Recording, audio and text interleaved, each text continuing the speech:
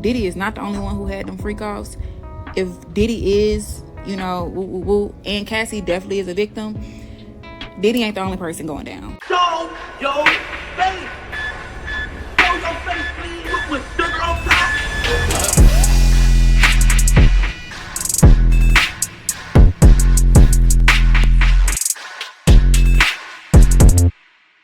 Alright, y'all, so finally we come across a female that's here to tell y'all that Diddy isn't the only one with freak-off parties. And in fact, she describes a time when she went to one and it wasn't Diddy's. Now, for the longest, I've been telling y'all that for some reason, I don't know why everybody think that this started with Diddy. Like the freak-off parties is just something that he does. As if y'all don't know about what they used to call things such as the casting couch and these other Hollywood parties that they have that you don't hear too much about. However, you have comedians, you have other artists that have came out and exposed it. Now the thing is, we think it's all fun and games, right? We think it's funny. We done heard Cat Williams say it just plainly how he done went into a party where he go in certain rooms and he sees some of your favorite actors, entertainers, celebrities doing things not so right with other men. And all we do is laugh, but that's the thing about jokes. Just because it's said in a funny way and it's meant to be a joke, doesn't mean it's not true.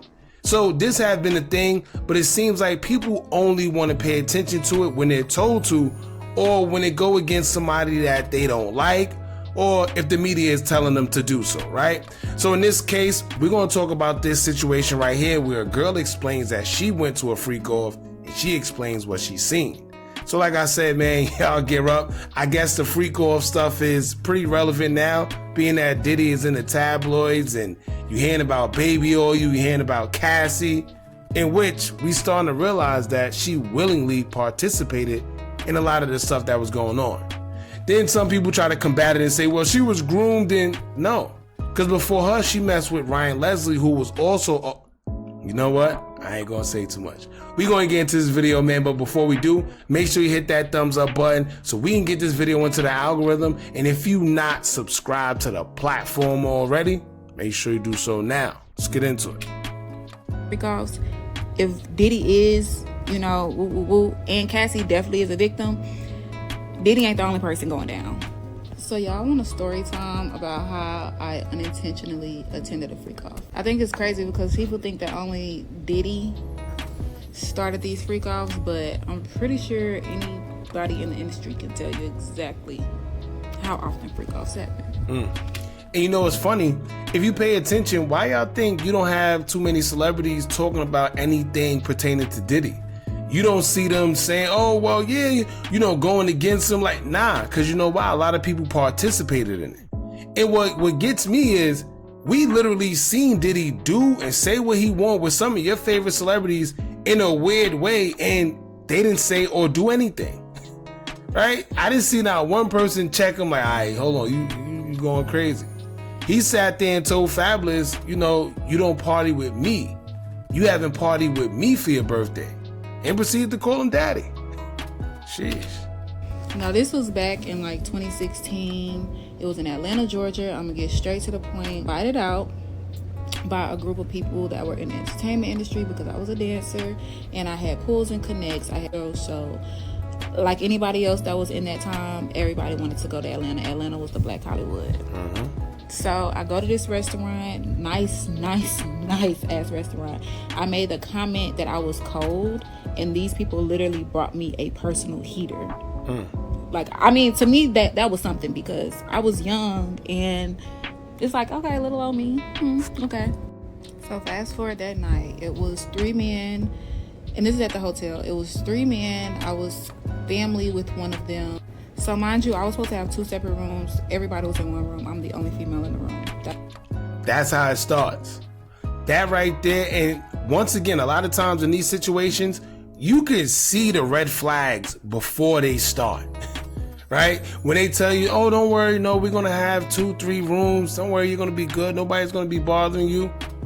And then you come to realize that it's only 1 room. And then you realize that you're the only female there and it's a bunch of guys, or even if it is a few females there, you could kind of feel the weirdness in the room where it's about to go left. That was the first red flag. I didn't care because I just knew at the end of the day, like, I could call up a female and it's Atlanta, like, come on now. Okay, we go to this party that I wasn't even intentionally invited to. It was like I was just a +1. I did know the dude very well. It wasn't like he was a stranger. No, we had done plenty of shows together with, I don't want to name drop, but like I am just to show credentials. It was Jessica, Dom, Melissa, Stevie. We had to work with a couple people. Okay, at the time, Love and Hip Hop was just starting out. So later on that night, it was a party, and it was a masquerade party. Did not know too much about masquerade parties. I just knew that it was this big mansion masquerade party, and everybody had to wear masks. So walking in, everybody had the type of mask that you wear to your face. If you didn't have one or brought one, they had them like at the table as soon as you walked through the door. Mind you did have to have a code, like a secret word to get in. And once you get in, it was literally just like a regular mansion ballroom type of thing. Now, y'all remember Whoa Vicky, right? Y'all remember when she explained that certain parties, whether it's in not Atlanta, it was Los Angeles. Those parties, some of them you have to give your blood to get in. Right? They want to prick your finger or whatever. They want your blood in order to get into certain parties. Right then and there, that should tell you that's not a party you want to be at. I don't care how exclusive they try to make it seem. I don't care how much people is there. I don't care who's there. If I got to give my blood to get into this party, something ain't right. And then if you spiritual, you already know that you shouldn't be giving no blood, DNA, hair follicles, none of that to just some random strangers anyway. So this is where it get crazy, right? So my homeboy, or whoever you want to call him, he's an older dude. I'm younger. You probably would have thought the nigga was my sugar daddy, but if you know, you know. And for the people in the SIP, if you know the only man that I was hanging around and now he's locked up, you do the math. And no, it's not Diddy. Be for real. So anyway, this whole mansion party, it was like, you wouldn't have known if it was any celebrities there, like I said, because everybody had on masks. And I don't think this had anything to do with like no. So the guy that I'm cool with, he wanders off and he leaves me because there was like this back room. It had a red rope and it was security standing there. And if you did not know anybody, like you had to know somebody to get in this back section. Okay, that's like alcohol. But y'all, the alcohol was not the same type of alcohol that I drink now. And I was not a drinker until I started dancing. So it really makes me think now how much I honestly did not remember. Like, I don't know. Now, that's another thing. When y'all go to these parties, this is another reason why you got to know, especially as a female, you got to know where you're going, who's there. And I was always taught, if you go out anywhere, you don't accept drinks or food, right? Some people say it's a little extensive. However, that's how it's supposed to be. You don't accept no drinks, no food, especially if you go into a party that you're not too familiar with, because you don't know what could be in that drink. You don't know what could be in the food, but specifically drinks. And as women, let's say you go to the bathroom, right? If you leave your cup there, get you another cup. It's free. Well, it depends on the party.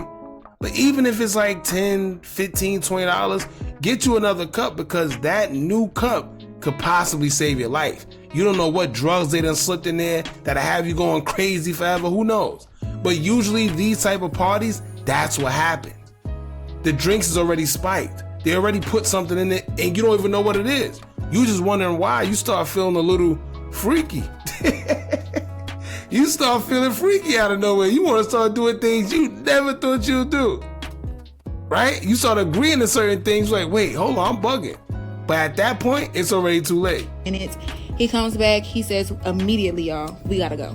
Y'all, when I tell you, when we get back to the room, this man act like he had seen a fucking ghost. And he literally told me, I'm trying to get straight to the point as possible. There were Asian kids that were performing sexual acts on Caucasian men. There were Vietnamese or Asian kids, again, serving Uggs on trays, dancing on top of tables, basically entertaining these men. And it was different rooms. It was room after room after room with this going on. Now, also, I forgot the lady's name who also was on TikTok exposing these parties that she go to. However, she said the same thing. It's like the rooms are based on your preference and what you want to do. Keep in mind, all this is for entertainment purposes, y'all. So alleged, right? But certain rooms are dedicated to what you chose to indulge in. So if you want to indulge in the little, you know, that's on you. If you want to indulge in other men of the same, you know, that's on you. If you want to do X, Y, and Z drugs, that's the room over there. That's for you. But they said every part of that mansion has and this is why, if you pay attention, right? Shout out to, what's the guy that was Diddy former bodyguard, Gene Dill. Remember when he called out Ja Rule for X, Y, and Z with Diddy? If you notice, Ja Rule haven't came out yet and said that he lied. What she just say? It was a security guard at the door sitting there with the velvet rope. You know, the red rope? You can't go in there unless he says so. I wonder why. He said that he was so disturbed because he had kids young. He had kids older than the kids that were doing all of this stuff. And the kids obviously had been so used to it. So honestly, it had me thinking, if a grown man is spooked out behind what he saw, how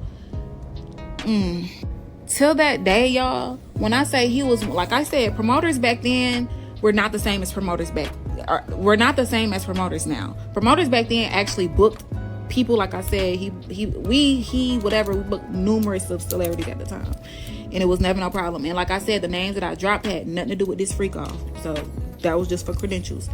But he stopped promoting, he stopped doing music, and he's also locked up right now for, like, I think drug charges, I don't know. But he was never the same after that. He saw, but a couple years later, after this whole Justin Bieber Yummy Yummy video came out, y'all, that stuff made me sick to my stomach, because as soon as you walk in, it was, just go watch that video if you ain't watched the video, but that's basically exactly how it happened. So I say that to say this: Diddy is not the only one who had them freak offs.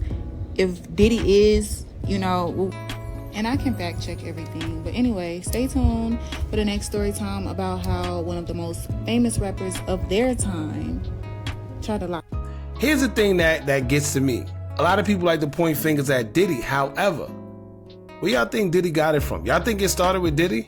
Y'all think this is just something that Diddy does alone? No. Right? He had to be shown it. How many of these parties, and if y'all are intertwined with anybody, if y'all know anybody that's actually famous, why do you think when you go to these parties, they make you sign an NDA, a non-disclosure agreement? Why do you think they take your phones?